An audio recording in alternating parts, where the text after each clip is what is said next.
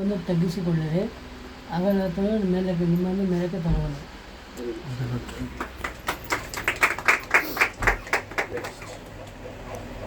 ಹೋಗ್ರಿ ಯಾರಾದ್ರೂ ಜಲ್ದಿ.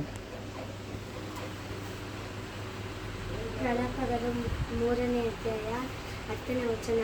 ನಾನು ನಿನ್ನನ್ನು ಕೂಗಿಕೊಂಡಾಗ ನೀನು ನನ್ನ ಸಮೀಪಕ್ಕೆ ಬಂದು ಭಯಪಡಬೇಡ ಎಂದು ಹೇಳಿದೆ.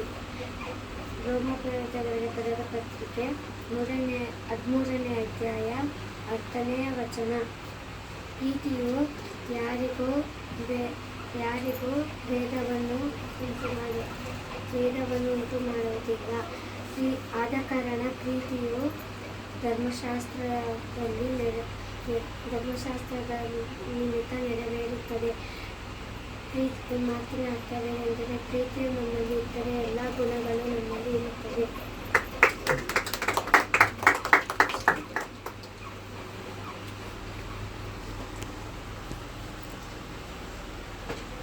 ಕೀರ್ತನೆಗಳು 119ನೇ ಅಧ್ಯಾಯ 39ನೇ ವಚನ.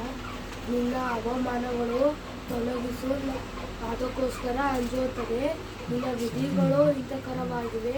ಅದರ ಅರ್ಥವೇನೆಂದರೆ, ದೇವರು ಯಾರ ಮುಂದೆ ಅವಮಾನವನ್ನು ಪಡಿಸುವುದಿಲ್ಲ. ದೇವರಿಗೋಸ್ಕರ ನಾವು ಜೀವಿಸೋಣ.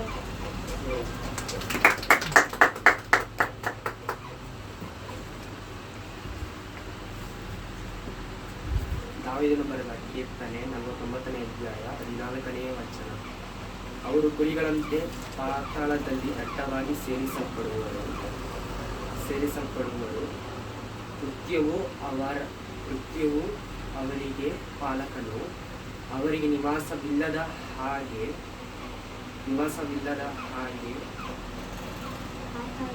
ಪಾತಾಳವು ಅವರ ರೂಪವನ್ನು ನಾಶ ಮಾಡುವುದು.